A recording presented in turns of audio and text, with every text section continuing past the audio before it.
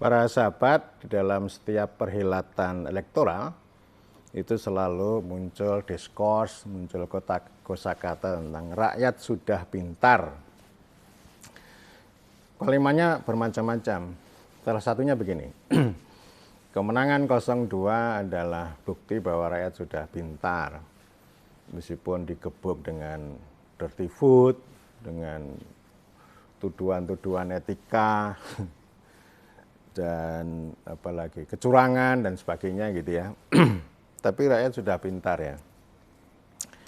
Ya pintarnya rakyat itu ya misalnya diukur dari ya mereka telah merasakan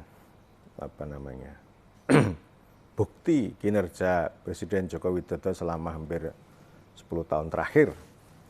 Dan pasangan 02 memang mengambil posisi melanjutkan Jokowi, dan ini artinya rakyat sudah pintar memilih pemimpin yang memang ini ya, artinya Prabowo adalah copy paste dari Jokowi. Nah, ini dianggap sebagai rakyat sudah pintar, meskipun itu digempur dengan berbagai kalimat-kalimat yang hebat-hebat gitu ya. Tetapi tetaplah rakyat yang pintar gitu ya.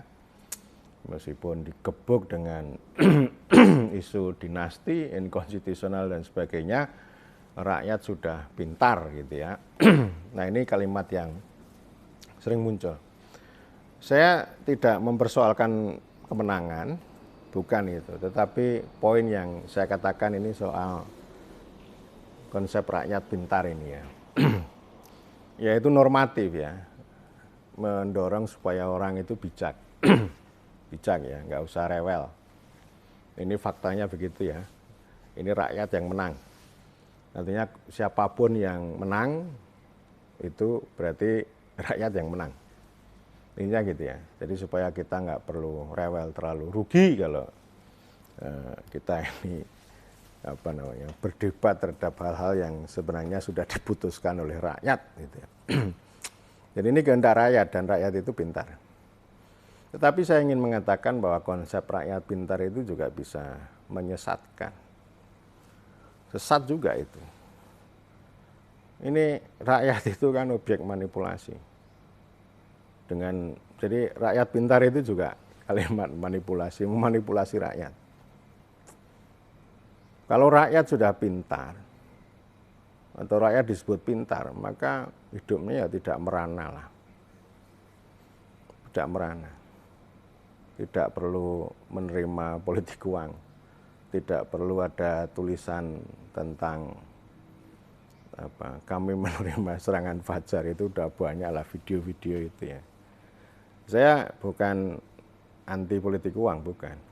Saya itu juga mau politik uang, tetapi tidak ada yang memberi dan saya malu kalau meminta politik uang. Saya sering mengatakan bahwa rakyat yang meminta politik uang itu adalah fenomena mereka negosiasi. Kalau orang tadi mengatakan rakyat pintar, lalu apa yang mereka katakan ketika rakyat minta politik uang? Ya, ya itu memang pintar juga sih. Tapi maksud saya begini, kalau sudah pintar itu artinya rakyat itu hidupnya sudah makmur. Ya seperti orang-orang yang berpendidikan ya, yang mengalami transformasi dari misalnya dari orang kaya, orang miskin lama menjadi orang kaya baru. Karena pintar. Orang tua dulu mengatakan pada saya, "Le, kowe sesuk yen dadi wong pinter uripmu ora bakal kapiran. Nak, besok kalau kamu menjadi orang pintar, hidupmu tidak akan merana. Ya, tidak akan sengsara gitu." Dan ini rakyat yang merana, yang sengsara itu banyak. Kan orang udah bilang ya, kalau rakyat minjam utang uang itu adalah rangka untuk membayar utang.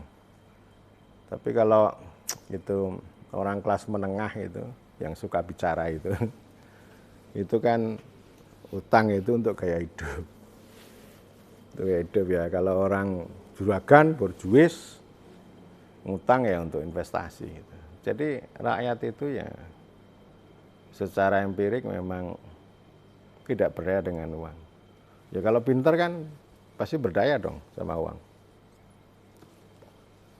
Dan yang lebih penting lagi, kalau rakyat sudah pintar, mereka mengalami transformasi menjadi warga negara.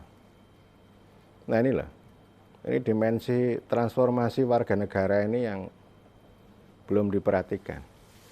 Rakyat itu memang harus dimuliakan, kedaulatan rakyat itu nomor satu, menjadi basis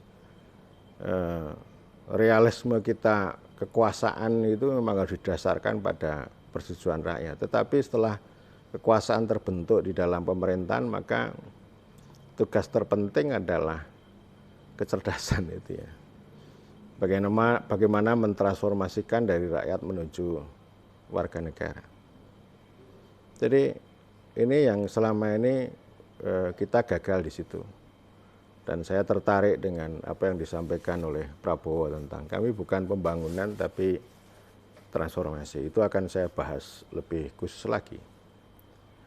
Jadi sekali lagi teman-teman ini jangan mudah tergiur dengan kosakata rakyat sudah pintar. Ya, tapi saya ingin mengatakan rakyat itu tidak pintar, tapi baik.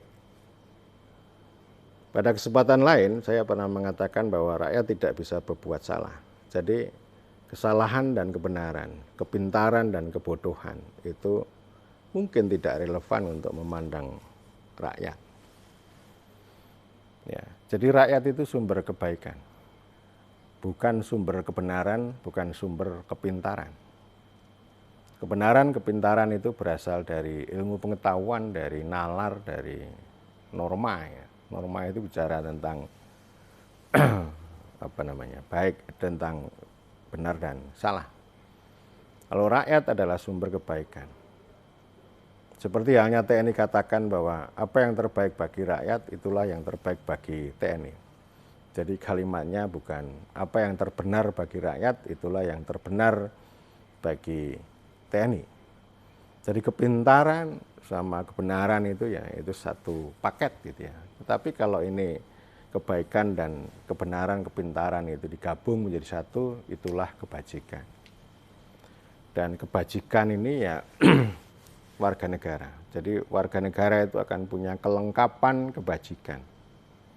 Jadi artinya kalau ini soal pilih memilih itu dipandang rakyat sudah pintar, itu sekali lagi menjadi kita ini sesat, ya. Dan kebaikannya itu di mana? Rakyat baik itu di mana? Ya, baik itu bisa dilihat dari sisi value, nilai, bisa juga dilihat dari sisi moral. Moral itu soal kebaikan diri. Nanti akan saya bahas secara khusus ya, antara moralitas rakyat dengan moralitas elit, itu sangat berbeda. Jadi 3 poin yang saya mau katakan bahwa bukti rakyat itu baik. Pertama ya berterima kasih. Rakyat berterima kasih karena telah dibantu, diberi sesuatu yang konkret, diberi sembako, diberi bansos. Ya. Meskipun itu orang lain mengkritik ya, mengatakan itu politik uang ya, itu penalaran, itu namanya kebenaran. Jadi ketika para pihak itu mengkritik tentang bansos, ya, mau apapun dalihnya, gitu, itu kebenaran. Kebenaran itu untuk membuat orang pintar. Kebenaran kritik itu untuk membuat rakyat cerdas, rakyat pintar.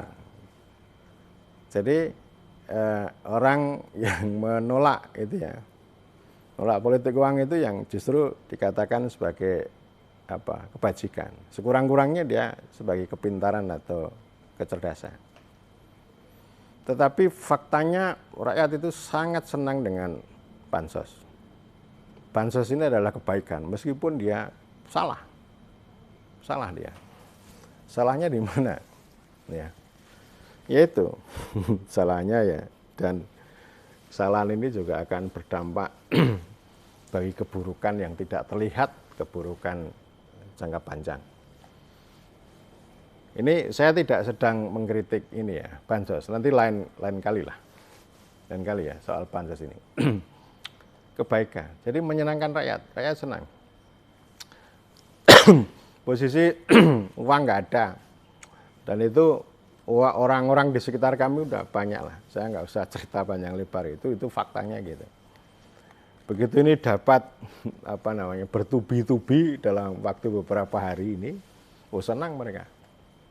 Sangat senang, ya, dapat minyak, dapat beras, dapat amplop dan sebagainya. Senang banget itu, ya.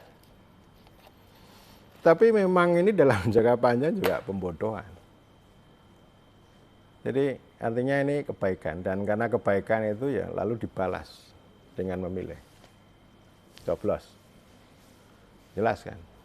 Jadi politik uang itu ya memang dikatakan, Anda bisa mengatakan ini bejat, tapi itu ya kebaikan meskipun itu kebaikan sesaat. Dan mereka senang begitu karena pemerintah dalam arti yang sebenarnya itu tidak ada. Negara hadir dalam arti yang sebenarnya itu tidak ada dalam benak mereka. Jadi artinya ya kalau ini warga negara itu kan belum terbentuk, ya baru rakyat, dan rakyat ini dirawat terus menerus ini oleh politik kita ini. Politik kita ini juga harus dicerahkan, ditransformasikan, tidak hanya sekedar ngomong rakyat terus gitu, tapi juga harus mentransformasikan dari rakyat menuju warga negara. Sementara orang memahami warga negara itu hanya dalam pengertian formal semata, bukan hakiki gitu ya. Kemudian yang kedua, moral itu, rakyat itu juga punya moral dari sudut mereka ya, bukan sudut elit. Kalau elit kan memandang moral itu kan soal sopan santun, soal anti politik uang, anti macam-macam lah. Ya boleh lah gitu ya. Tapi rakyat itu juga punya moral begini. Kalau Anda menghargai saya, maka saya akan menghargai Anda. Kalau Anda merendahkan saya akan menolak Anda. Kalau Anda meremehkan tukang bakso, ya saya akan marah pada Anda. Itu moralitas rakyat.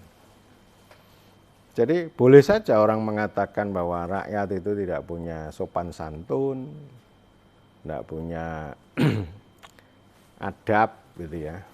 Tetapi mereka intinya, Anda ini kan saya beri kekuasaan, Anda ini saya beri jabatan, Anda ini saya berikan amanah.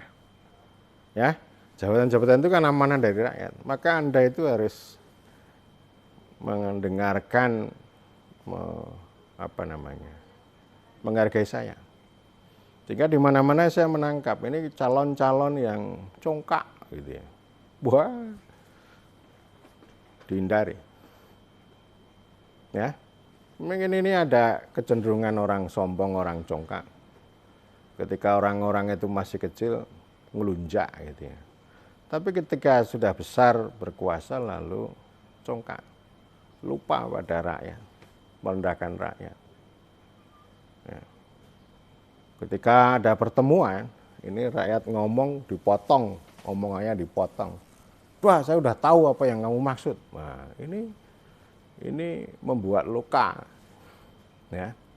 Meskipun ini orang ini suka merakyat ya, kesana kemari ketemu sama rakyat, tapi cara berkomunikasinya tidak menghargai ya, itu akan dihukum oleh rakyat. Jadi rakyat itu bisa baik bisa buruk. Buruknya itu ketika menghukum orang yang menghina atau merendahkan rakyat, itu moralitas rakyat begitu ya. Nah ini penting untuk kita pahami hal seperti ini. Dan yang ketiga, rakyat itu baik karena dia melihat bukti, melihat kinerja. Nah ini begitu. Jadi kalau sudah kinerja ya, misalnya kami kemarin datang ke Kabupaten Fakfak, ketika saya tanya, besok mau milih siapa? Milih Prabowo. Kenapa? Ya ini bukti suksesnya Pak Jokowi. Pak Jokowi udah banyak berperan gitu. Itu memang fakta. Dan beberapa hari sebelumnya Wapres Yusuf Kala, mantan Wapres, bilang bahwa kehebatan Jokowi adalah belusukan. Ya. Belusukan ini ya luar biasa. Saya sudah banyak berbicara di video-video saya sebelumnya ya. Ya, ini memang fenomena Jokowi ini penting untuk dipahami ya. Meskipun hari ini dikritik banyak habis-habisannya. Tapi ini misteri ya. Ilmu politik harus bisa memahami realisme Jokowi ini secara lebih tajam. Lebih menarik gitu ya. Jangan hanya dari sisi norma dan moral. Tapi dari sisi realisme dan idealisme termasuk naluri ini pentingnya. Jadi rakyat itu akan selalu mengingat legacy, itu ya. Makanya setiap saya bicara kan kekuasaan itu ya, ya kalau dipandang dengan moral, dengan demokrasi nggak akan ketemu dengan baik. Tetapi pemegang kekuasaan, memegang jabatan ini kan harus powerful, punya legitimasi, dan yang ketiga punya legacy. Ya, itulah ya, itu akan membentuk kebaikan tadi. Meskipun sekali lagi bahwa rakyat yang baik itu belum tentu dia akan menjadi warga negara dalam arti yang sesungguhnya. Kalau mereka mau menjadi warga negara yang baik yang sesungguhnya, itu harus ini ya, transformasi dari rakyat menuju warga negara. Harus ada kebajikan. Ya, kebajikan itu ya kebaikan dan kebenaran, bukan kebenaran dan kebaikan. Ini bisa panjang lebar ya, ngomong seperti ini, tapi sekali lagi poin saya, jangan mudah tergoda dengan istilah rakyat itu pintar. Saya lalu mengatakan rakyat itu bukan pintar, bukan berarti gini ya, kalimatnya ini, rakyat tidak pintar, bukan gitu. Rakyat bukan pintar tapi baik gitu ya.